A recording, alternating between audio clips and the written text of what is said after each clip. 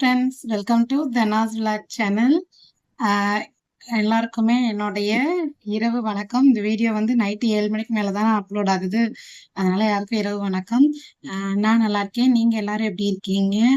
Subscribers எல்லாருக்குமே ரொம்ப ரொம்ப நன்றி. நிறைய கொஸ்டின்ஸ் கேட்டிருக்கீங்க. பட் என்னால் கொஞ்சம் சொன்ன மாதிரி தான் கொஞ்சம் 3 நாள் கழிச்சு நான் நார்மலாக எல்லாரும் கேட்ட கொஸ்டினுக்கும் நான் சரியான வீடியோ எடுத்து நான் கிளிப்பிங்ஸோட உங்களுக்கு நான் போடுறேன். இப்போ வந்து நேற்று வந்து ஒரு லைனிங் ப்ளவுஸை நம்ம எப்படி கட் பண்ணுறதுன்னு பார்த்தோம். அதே ப்ளவுஸை இன்னைக்கு எப்படி ஸ்டிச் பண்ணுறதுன்னு பார்ப்போம்.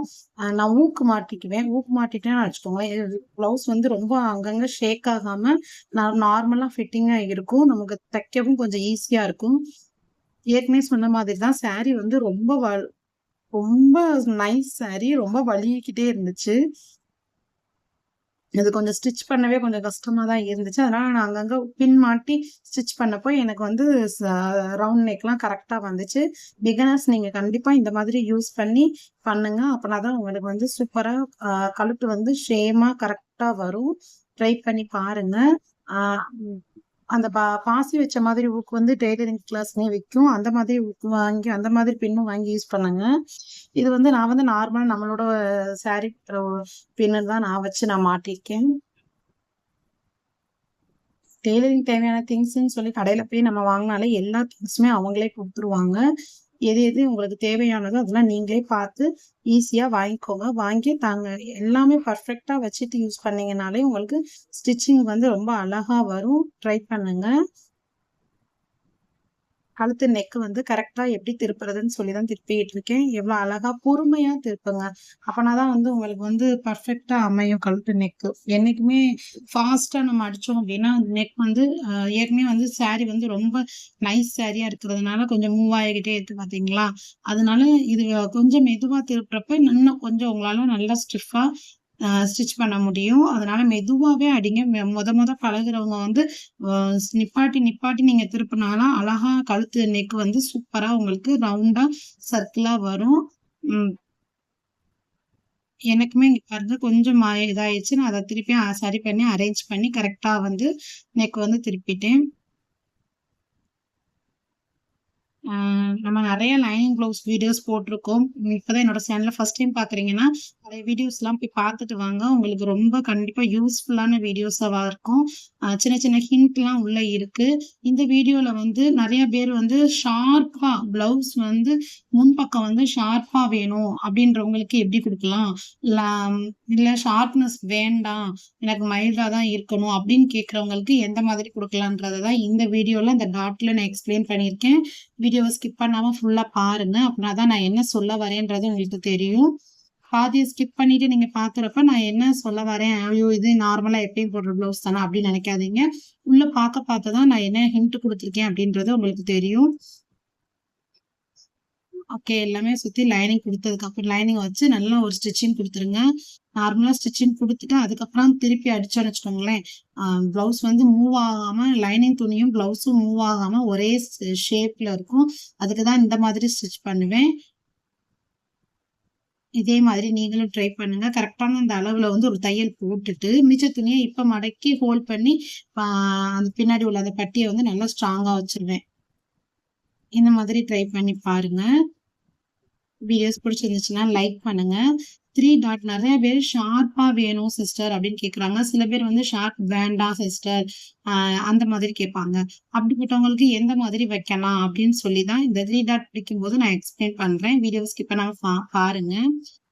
நம்ம வந்து வீட்டுல இருந்தே ரொம்ப ரொம்ப ஈஸியா ரொம்ப ஈஸியான்னு சொல்ல முடியாது. இதுலயும் கொஞ்சம் ஒர்க் இருக்கு.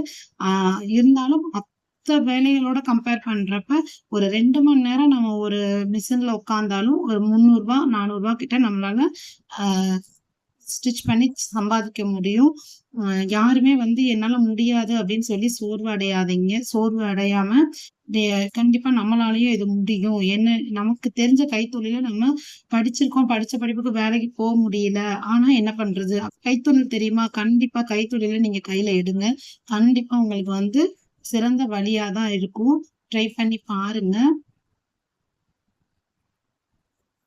அழகா பேக் பார்ட் வந்து சூப்பரா ஸ்டிச் பண்ணியாச்சு. நானும் அப்படிதான் படிச்சிருக்கேன். பிஎஸ்சி, பிஎட் முடிச்சிருக்கேன். டீச்சர் ட்ரைனிங் முடிச்சிருக்கேன். பட் ஆனா என்னால ஒர்க்கு முடியல. அது வந்து ஃபேமிலி சிச்சுவேஷன். குழந்தைங்கள பார்த்துக்கணும் அப்படின்ற ஒரு கட்டாயம். இப்ப கொஞ்சம் குழந்தைங்க பெருசாகி ஸ்கூல் போக ஆரம்பிச்சுட்டாங்க. அப்போ என்ன பண்றது அப்படின்றப்ப, அ என்ன செய்யலாம் அப்படின்றப்ப எனக்கு தோணுனது வந்து நம்ம கைத்தொழில் தெரிஞ்சது எனக்கு பிளவுஸ் தைக்கிறது, சுடிதார், சாரீல பிளவுஸ் இதெல்லாம் நெறையாவே எனக்கு தெரியும். இன்னும் நெறைய யூடியூப் சேனல்ல நெறையா போடுறாங்க. நானும் அதெல்லாம் பார்த்து எனக்கு தெரியாததெல்லாம் நானும் பழகிக்குவேன். நானும் உங்கள மாதிரி ஒரு பிகினர் தான். எனக்கு எது எது வரலையோ நான் கண்டிப்பா நானும் நெறைய சேனல்ஸ் பார்த்து தெரிஞ்சு படிச்சு, என்னால எப்படி ஈஸியா உங்களுக்கு சொல்லி தர முடியுமோ, அந்த அந்த அளவுக்கு தான் நான் உங்களுக்கு சொல்லிக் குடுத்துக்கிட்டு இருக்கேன். என்னோட வீடியோஸ் பிடிச்சிருந்துச்சுன்னா லைக் பண்ணுங்க. ரூ. 200 கிட்ட அழகா உட்கார்ந்த இடத்திலேயே நம்ம சம்பாதிக்கலாம். ஒரு நாளுக்கு 2 சாதா ப்ளவுஸ் ரூ. 100க்கு நீங்க தச்சாலும் போதும். ஒரு நாளைக்கு ரூ. 200 மாசம் ஒரு ரூ. 6,000 வரைக்கும் நம்ம சம்பாதிக்கலாம். ஒருத்தவங்கட்ட கையேந்தி நிக்கணும் அப்படின்றதே நமக்கு வராது அப்படின்னா அது கைத்தொழில் மட்டும் தாங்க. வேற எந்த ஒரு தொழில் படிச்சே இருந்தாலுமே நெறைய பேர் நம்ம என்ன ஜாப் பண்ணாலும், அந்த ஜாப்ல அடுத்தவங்க கிட்ட கை கட்டி தான் நின்னாகணும். ஆனா இந்த தொழில பொறுத்தவரைக்கும் நம்ம யார்கிட்டயும் கை கட்டி நிக்க வேண்டிய அவசியமே இல்ல. நம்ம நம்மளோட சுயதொழில்ல நின்னா நமக்கு அது பெரிய பெரிய ரொம்ப பெரிய கௌரவங்க. அதுவும் லேடீஸ்க்கு ரொம்ப ரொம்ப ரொம்ப இம்பார்ட்டன்ட். உங்களுக்கு படிப்பு இருக்கா? அதோட நான் படிக்கும்போதே எங்க அப்பா, அம்மாவும் எனக்கு சொல்லி வளர்த்தது வந்து இதுதான். படிப்பு மட்டும் போதாது. கைத்தொழில் நமக்கு என்னைக்குமே தேவை. அதனால என்னைக்குமே கைத்தொழில் வந்து கத்துக்கோங்க அப்படின்னு சொல்லி தான் வளர்த்தாங்க. அ எதையுமே ஒண்ணு எப்படின்னா, ஒரு ஒரு விஷயத்த பார்த்தோம் அப்படின்னா கத்துக்கணும்னு ஆசைப்படுவேன். இப்ப ஆரியுமே எனக்கு கத்துக்கணும்னு கொஞ்சம் கொஞ்சம் ஆசை இருக்கு. கொஞ்சம் ஆ வந்து கொஞ்சம் கொஞ்சம் நீடில் போட்டுலாம் எடுக்க தெரியும். அந்த மாதிரி செய்வேன். பட் எனக்கு டைம் இல்லாததுனால என்னால அத கன்டின்யூ பண்ண முடியல. கூட பின்னுவேன். கூட பின்றது தெரியும். அந்த இதெல்லாம் கூட பின்னுவேன். வீட்ல டியூஷன் எடுக்கிறேன் குழந்தைங்களுக்கு. அதனால என்னால என்னென்ன முடியுமோ, அத நான் சோர்வடையாம நம்மளால என்ன முடியுமோ, அத வந்து செய்யுங்க. செய்யறதுனால கண்டிப்பா உங்களுக்கு ஒரு பெனிஃபிட் கிடைக்கும் அப்டின்னா, அத வந்து தாராளமா முழு மனசோட செய்யுங்க. ஓகேங்களா?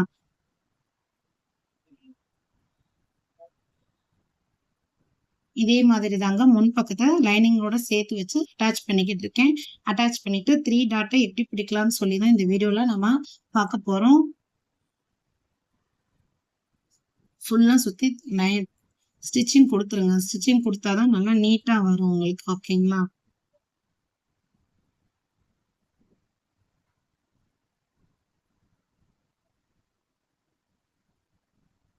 அதிகமா இந்த மாரி நூல் அந்து போச்சுனாலே நம்மளோட ஒர்க் வந்து ரொம்ப ஸ்டாப் ஆயிருங்க. அது இயற்கையான ஒண்ணு. டக்கு டக்குன்னு தச்சுக்கிட்டே இருக்கணும்னு நமக்கு மைண்ட் வரும். அதுவும் நம்ம முடிய போற நேரத்துல தான் நூல் அந்து போகும். இல்லன்னா ஏதாவது மிஸ்டேக் பண்ணுவோம். அந்த மாதிரி அதிகமான மிஸ்டேக் இந்த மாதிரி யாருக்கெல்லாம் நடந்திருக்கு அப்படின்னு சொல்லி எனக்கு கமெண்ட் பண்ணுங்க. நானும் ஒரு ப்ளவுஸ வந்து 1 மணி நேரத்துல முடிக்கணும் அப்படின்னு சொல்லி வேக வேகமா அடிச்சுட்டு இருப்பேன். அப்பதான் பாத்தீங்கன்னா நூல் அந்துகிட்டே இருக்கும். ஆ அது மட்டும் இல்ல, நூல் அந்துகிட்டே இருக்கும். இல்லன்னா ஏதாவது தப்பு பண்ணி, ஏதாவது ஒரு மிஸ்டேக் நடந்துரும். துணி பிரிக்கிற மாதிரி ஆயிரும். இந்த மாதிரி யார் யாருக்கெல்லாம் நடந்திருக்கு? நடந்திருந்துச்சுன்னா கொஞ்சம் எனக்கு கமெண்ட் பண்ணுங்க. ஓகே. நெக்ஸ்ட் வந்து நம்மளோட கைப்பகுதி. கைப்பகுதியில ஆல்ரெடி நேத்து கட்டிங் வீடியோல பார்த்தோம் இல்லையா? இந்த 2 சைடும் வந்து துணி பத்தாது. ஆனா துணி சாரி ப்ளவுஸ்ல நான் எக்ஸ்ட்ராவா கட் பண்ணி எடுத்திருக்கேன். ஆனா லைனிங்ல பத்தல. இப்ப லைனிங்ல மட்டும் நான் ஒட்டு குடுத்து சாரி ப்ளவுஸோட நான் அட்டாச் பண்ண போறேன். 4 பீஸ் எடுத்திருக்கேன் பாருங்க. கரெக்ட்டா அந்த கார்னர்ல இருந்து இந்த கார்னர் வரைக்கும் மட்டும். மேல் சைடு மட்டும் வச்சு ஒரு ஸ்டிச்சிங். இன்னொன்னு ஃபுல்லாவே தச்சு முடிச்சுட்டேன். ஆனா சாரி ப்ளவுஸ் பத்தல சிஸ்டர். அப்ப எப்படி பண்றது? அப்படின்றதுக்கு தான் என்னோட அ வீடியோஸ் போய் பாருங்க. அந்த இதுல அழகா கைக்கு வந்து ரொம்ப துணி குடுக்காம மைல்டா ஆம்கோல் கிட்ட மட்டும் மைல்டா துணி குடுத்து எப்படி ஜாயின் பண்றதுன்ற வீடியோ போட்டிருக்கேன். போய் பாருங்க. அது கண்டிப்பா உங்களுக்கு யூஸ்ஃபுல்லா இருக்கும். 2 பக்கமும் ஒட்டு குடுத்து கரெக்ட்டா ப்ளவுஸ் துணி வந்து எக்ஸ்ட்ராவா இருக்கிற மாதிரி பார்த்து கட் பண்ணி எடுத்திருக்கேன். லைனிங் வந்து அட்டாச் பண்ணியாச்சு. இப்ப வந்து அத வந்து சாரி ப்ளவுஸ்ல நம்ம குடுத்துறலாம். ஓகேங்களா? இந்த மாதிரி கை பத்தாததுக்கு 2 பக்கமும் லைனிங்ல வேணா ஒட்டு குடுத்துருங்க. சாரில ஒட்டு குடுக்காத அளவுக்கு எப்படி கட் பண்ணலான்னு தான் நம்ம நேத்து வீடியோ பார்த்தோம். அதுல நான் சொல்லியிருப்பேன். துணிய வந்து கரப்பக்கமும் போட்டு மடிச்சு எடுத்தீங்கன்னா, கண்டிப்பா உங்களுக்கு ஒட்டு வராது. ஒட்டு வராம ட்ரை பண்ணி பாருங்க. அந்த ஹிண்ட் உங்களுக்கு பிடிச்சிருந்துச்சுன்னா ஒரு லைக் குடுத்துருங்க. ஒரு ஸ்டிச்சிங் கொடுத்து அடுத்து அமுக்கடி கொடுத்து கையை திருப்பி நார்மலா சுத்தி ஒரு தையல். இப்ப சாரீஸ்லாம் பாத்தீங்கன்னா அதிகமா யாருமே நம்ம உடுத்துறதே இல்ல. அந்த பூனா சாரீஸ்லாம் நிறைய இருக்கு சிஸ்டர். எல்லாமே வேஸ்ட் ஆகுது அப்படின்னு நினைக்கிறீங்க. எந்த ஒரு சாரியும் வேஸ்ட் ஆகாம நம்ம சுடிதார் நீங்க அதிகமா வியர் பண்ணுவீங்களா? சாரியை எப்படி ஈஸியா கன்வெர்ட் பண்ணி சுடிதாரா கொண்டு வரலாம் அப்படின்ற மெத்தடு நான் வந்து நெக்ஸ்ட் அடுத்து வரப்போற வீடியோஸ்ல உங்களுக்கு கண்டிப்பா போடுறேன். மறக்காம சேனலை ஃபுல்லா வாட்ச் பண்ணுங்க. டெய்லி அன்னைக்கு போட வீடியோவை நீங்க நோட்டிபிகேஷன் வரும். அதுக்கு வந்து சப்ஸ்கிரைப் பண்ணிட்டு பக்கத்துல உள்ள பெல் பட்டனையும் கிளிக் பண்ணி வச்சுக்கோங்க. அப்பனா தான் நான் போடுற வீடியோஸ் வந்து நோட்டிபிகேஷன்ல உங்களுக்கு வரும். அப்பனா தான் நான் என்ன வீடியோ போடுறேன்றது உங்களுக்கு தெரியும். பாருங்க. வீடியோஸ் பிடிச்சிருந்துச்சுன்னா மறக்காம உங்களோட கமெண்ட தெரிவிங்க. எங்கள மாதிரியான யூடியூபர்ஸ்க்கு வந்து ரொம்ப ரொம்ப இம்பார்ட்டன்ட் என்னது அப்படின்னா உங்களோட லைக்கும் அண்ட் கமெண்டும் தாங்க. சப்ஸ்கிரைப் கூட 2வது தான். நீங்க லைக் பண்ணீங்க கமெண்ட் பண்ணீங்கனாலே என்ன ஆகும்னா எங்களுக்கு வந்து ஓகே நம்ம சொல்றது 4 பேருக்கு யூஸ்ஃபுல்லா இருக்கு அப்படின்ற மைண்ட் செட் எங்களுக்குள்ளேயே வந்து எங்களுக்கு அடுத்தடுத்து வீடியோ போடுறதுக்கு ரொம்ப யூஸ்ஃபுல்லா இருக்கும். மார்க்கிங் வந்து இல்லாதனால கொஞ்சம் சாப்பீஸ் எடுத்து மார்க் பண்ணிட்டு அதுக்கப்புறம் நான் ஸ்டிச்சிங் கொடுத்தேன். இந்த மாதிரி வேணுன்றவங்க மறக்காம மார்க்கிங் வச்சுக்கோங்க. அர்க்காத் பண்ணியிருப்போம். அந்த சைட்ல நான் பிளவுஸ்ல அர்க்காத் பண்ணியிருக்கேன். பட் 2 பக்கம் ஒட்டு கொடுத்ததுனால அந்த அர்க்காத்திங் இருக்காது இல்லையா? அந்த அர்க்காத்திங்கோட அளவுக்கு கரெக்டான அளவுக்கு ஒரு லைன் கொடுத்து அதுக்கப்புறமா நான் ஸ்டிச்சிங் பண்ணியிருக்கேன். பிளவுஸ்ல ஒட்டு வரல பாருங்க. அது வந்து நான் காரணம் வந்து நம்ம கரைப்பகுதியையும் ஒன்னா போட்டு நான் எடுத்து மடிச்சு போட்டு சாரியை கட் பண்ணதுனால தான். பின்பக்கம் பார்டர் தேவையில்லை. கைக்கு தான் எனக்கு மெயினா பார்டர் வேணும்ன்றவங்களுக்கான வீடியோ தான் இது.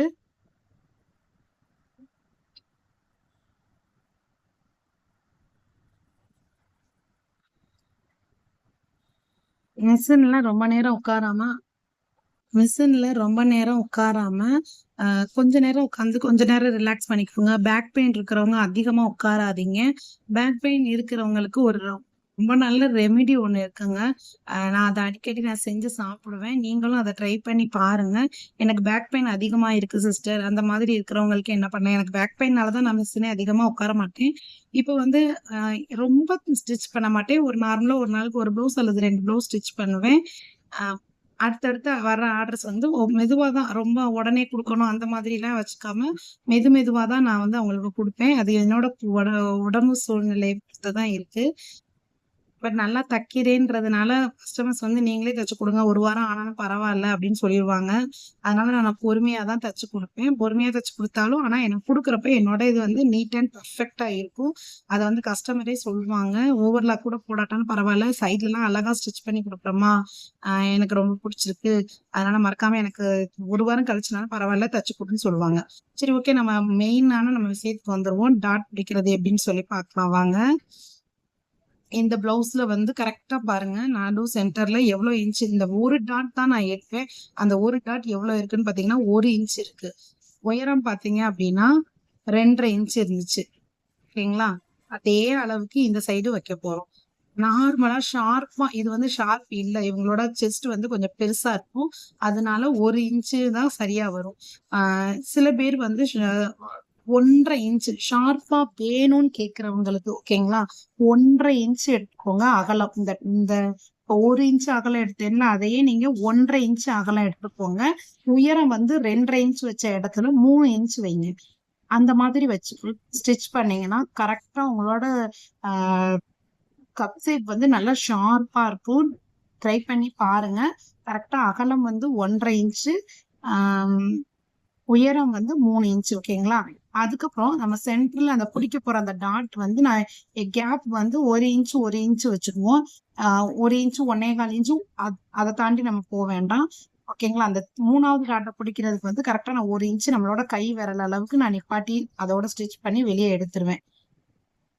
அந்த இடத்துல பாத்தீங்கன்னா சொல்லுவேன், கை அளவுக்கு ஓரளவுக்கு 1 இன்ச்சுக்கு நிப்பாட்டி வெளியே எடுத்துருவேன். 1 இன்ச் அதுக்கு மேல தாண்டக்கூடாது. ஓகேங்களா? அதுக்கு மேல தாண்டி டீப்பா போயிட்டீங்கன்னா உங்களுக்கு கப் ஷேப் வந்து சரியில்லாம ஆயிரும். அதனால 1 இன்ச்ல டாட் பண்ணி கரெக்டா எடுத்துருவேன். இது 1 இன்ச் 2.5 இன்ச் உயரம். அதே மாதிரி நீங்க வந்து ஷார்ப்பா வேணும்னு கேக்குறவங்களுக்கு 1.5 இன்ச் வைங்க. ஷார்ப் வேண்டாம் அப்படின்னா 1 1.25 அதை வச்சா போதும் நார்மல். ஓகேங்களா? இது வந்து 13.5 இன்ச்சு உள்ள எல்லாருக்குமே இது வந்து நான் சொல்றேன் இந்த இது வந்து பொருந்தும். ட்ரை பண்ணி பாருங்க. கண்டிப்பா ஷார்ப்பா இருக்கும். இந்த 3 டாட் வந்து பெர்ஃபெக்ட்டாவும் இருக்கும். இதுதான் நம்ம இன்னைக்கு கொடுத்துருக்க ஹிண்ட். மறக்காம ட்ரை பண்ணி பார்த்துட்டு எனக்கு கமெண்ட் பண்ணுங்க. உங்களுக்கு யூஸ்ஃபுல்லா இருக்கு அப்படின்னு சொன்னா மறக்காம எனக்கு கமெண்ட் பண்ணுங்க. அடுத்து 3வது டாட் எப்பயுமே சொல்லியிருக்கேன். 3வது டாட் வந்து 1 இன்ச்சுக்கு முன்னாடியே நிப்பாட்டி எடுத்துருங்க வெளியே. ஓகேங்களா? கடைசி அந்த ஷார்ப்னஸ் வரைக்கும் கொண்டு வராதீங்க.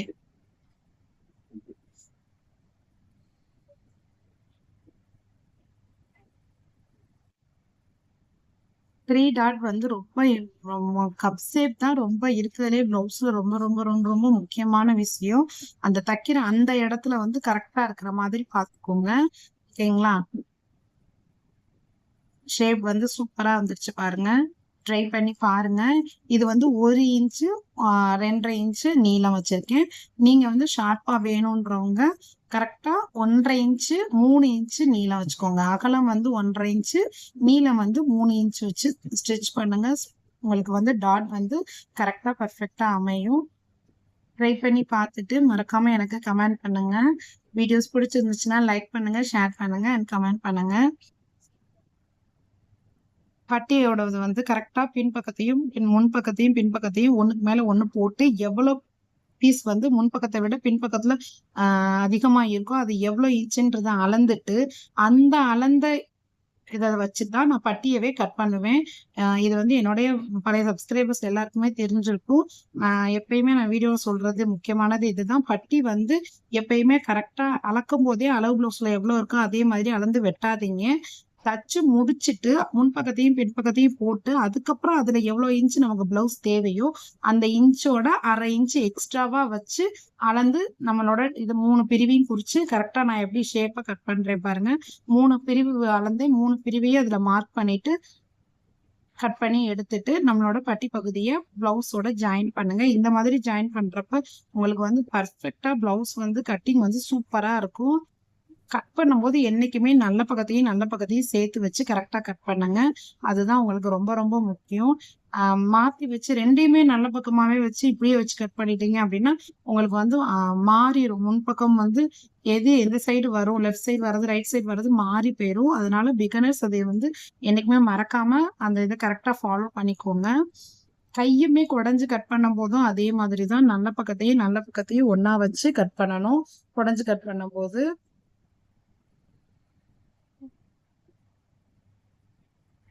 ஹெல்த்தியான ஃபுட்டா எடுத்துக்கோங்க. காலையில வந்து பால் சாப்பிடுங்க. பாலோட நான் என்ன பண்ணுவேன் அப்படின்னா உளுந்து இருக்கு பாத்தீங்களா, தொளி உளுந்து.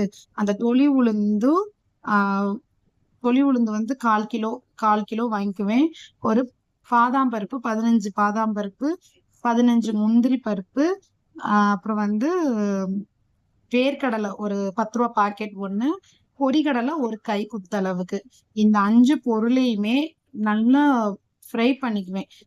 பேன்ல நல்லா வெறுமனையா எதுவுமே எண்ணெய் எதுவும் சேர்க்காம சும்மா வறுத்துக்கோங்க. நல்லா வறுத்து எடுத்து தனித்தனியா எல்லாத்தையுமே வச்சிருங்க. தனித்தனியா போட்டு வருங்க.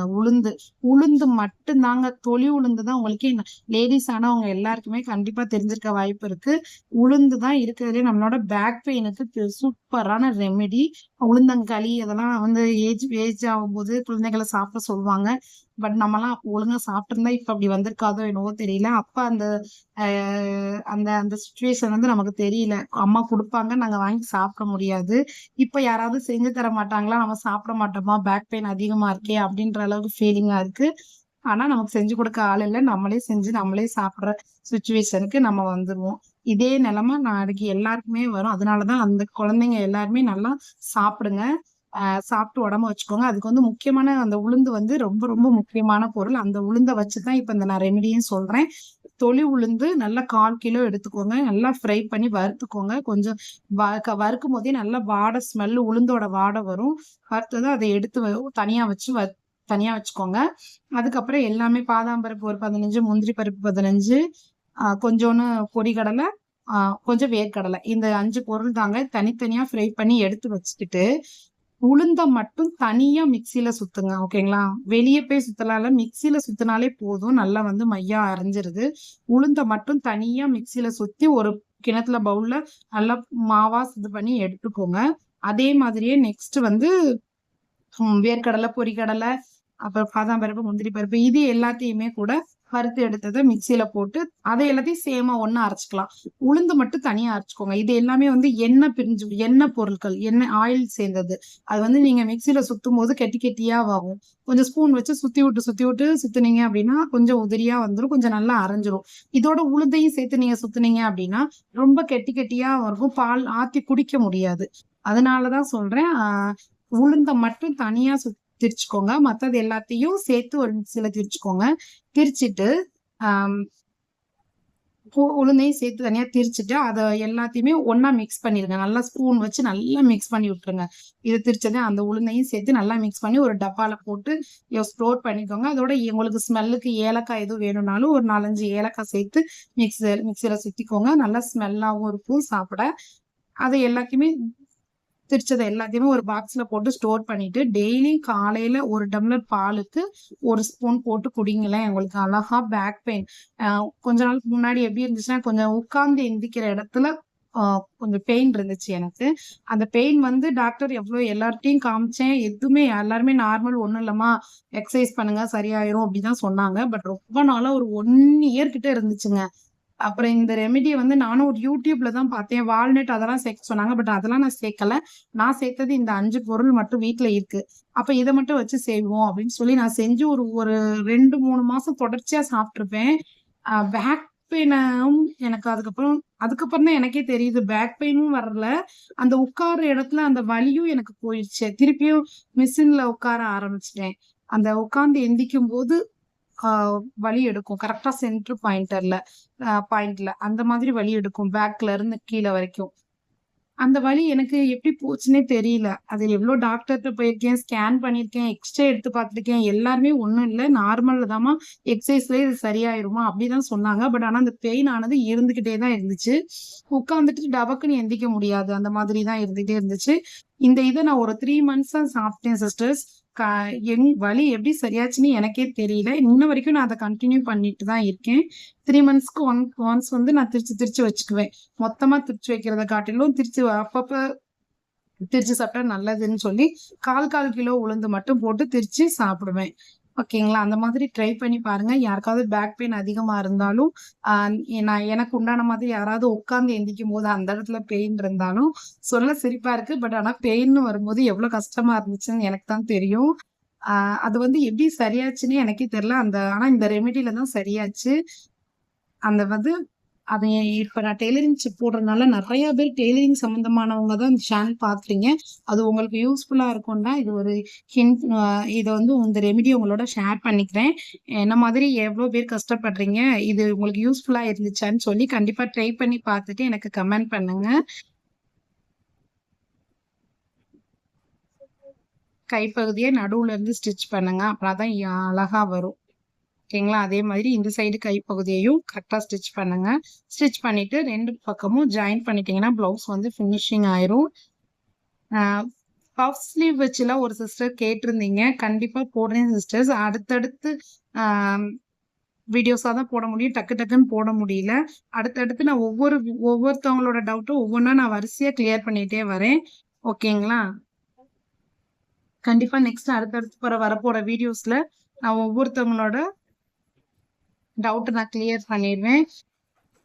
மறக்காம வாட்ச் பண்ணுங்க. சேனல் பிடிச்சிருந்துச்சுன்னா சப்ஸ்கிரைப் பண்ணிக்கோங்க.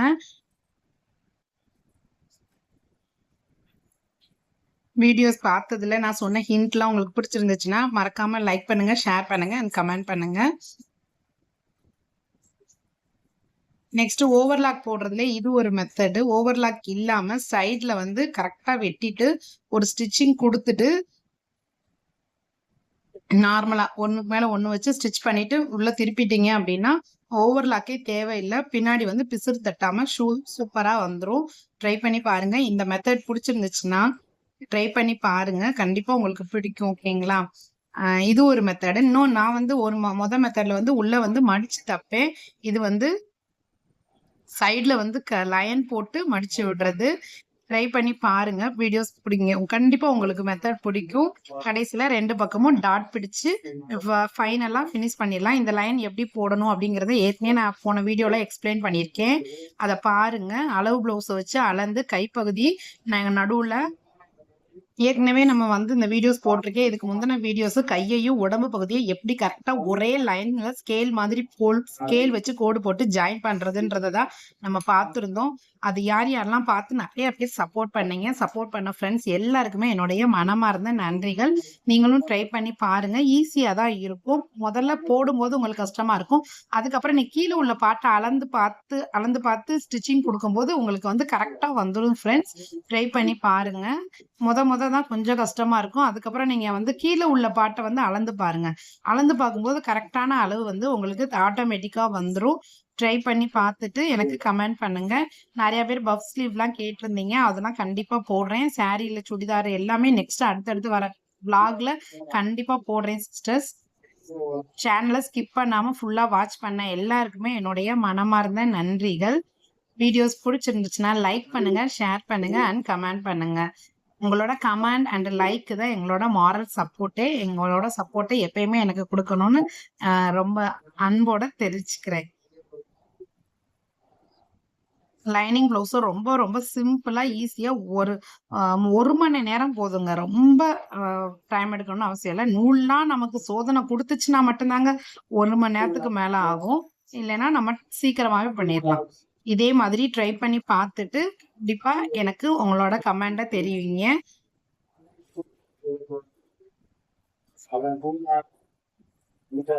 வீடியோஸை ஸ்கிப் பண்ணாம பார்த்ததுக்கு நன்றி. தேங்க்ஸ் ஃபார் வாட்சிங்.